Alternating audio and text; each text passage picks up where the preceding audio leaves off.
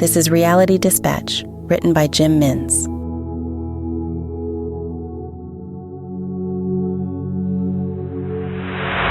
The rain came down from the clouds that blanketed the sky above Sharon as she stood on 3rd Avenue without an umbrella. She waited at the lights for the little green man. The pulsating beep of the pedestrian light continued as a small crowd gathered with their umbrellas, waiting on the street corner for the light to turn. The convergence gave her the necessary cover she needed to keep out of the rain, although most of the damage had been done. Beep. The deluge grew heavier, and all chatter amongst those waiting dissolved with the pounding water overhead. Sharon looked around to find a willing participant who would allow her the temporary coverage. These strangers, who had no connection other than their desire to cross the street and their proximity to one another, suddenly providing shelter. "Thank you," she said. The man smiled in reply, then looked away as he gripped his umbrella tightly, eager to keep his distance despite the inability to do so. Beep. The traffic progressed along the avenue and grew in volume, but there was no jam. The cars proceeded at a consistent speed. Not safe to navigate through on foot, too risky in the wet, the pedestrians would continue to wait until a sufficient and safe break was afforded to them. Beep. The deluge grew heavier and was now accompanied by an icy wind that blew the droplets at an angle that hit the pedestrians vertically. They turned their faces away from the firing line, but it wasn't enough to shield them from the downpour that had quickly turned into a sideways pour. Beep. The umbrellas were useless and were not fit for angling due to the density that they had all stood amongst one another. Minutes had passed in this scenario, too many minutes. The lights should have changed by now. What was going on? Beep. Sharon watched as those who provided her temporary shelter broke away from the arrangement and attempted to navigate the crossing of the street despite the obvious risks associated.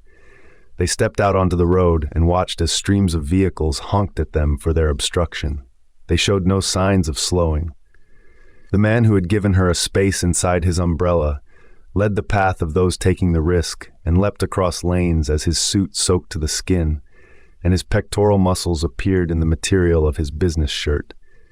An SUV was proceeding down the avenue, accelerating as it changed lanes into the empty one on the left where the man had just arrived, a meter away from the curb, a meter away from safety. The car accelerated to overtake another in the middle lane and mowed the man down to gain the tactical advantage. It was hard to gather the enormity of the impact with the heavy downpour. Sharon wondered if the driver was even aware of what they had done. The shock of the pedestrians who remained on the street corner made it so there was no ambiguity. Beep. The man lay in a pool of the downpour in the center of the far left lane. Any blood that resulted from his injuries was washed away. The downpour grew heavier again, if that was at all possible.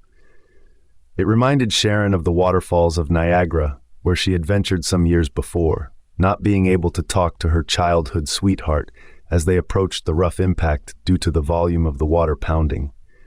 The lights grew orange, and the cars finally came to a slow down.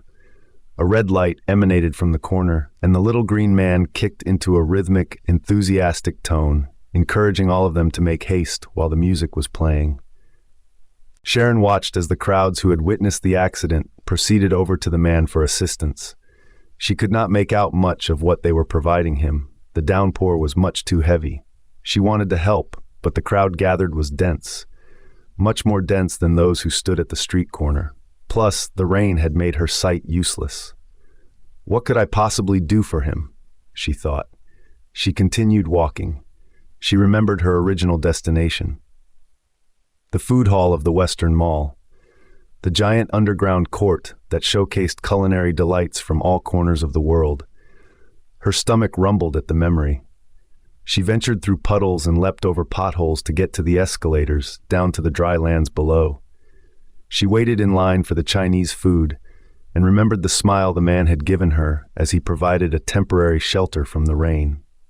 As she walked back into the sunlight that had emerged while she was on break, she made her way back to the avenue where the crowds had dissipated like the rain. The remains of the man had vanished.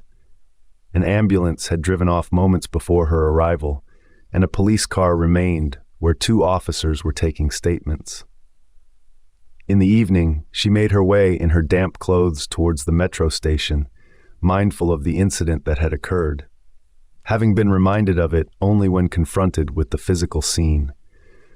She looked at her phone that rested in her pocket and scanned the pages of the news apps for any signs of the accident listed in the papers. She had a mild curiosity as to the fate of the man who made the journey to venture across the street in the rain. Beep. She found nothing in the online editions and so placed the phone back in her pocket and continued to wait for her turn to cross the street. Beep. The lights were particularly delayed. This had been a consistency from the early afternoon. She checked her watch. She had 5 minutes to make it to the metro. She knew the walk was at least 7 minutes. She looked to her left and made the decision to venture across the road, desire quashing any sense of safety. She watched from afar as the cars that were headed in her direction were at a safe distance that she could take the chance. She put her foot off the curb and took the chance. Beep.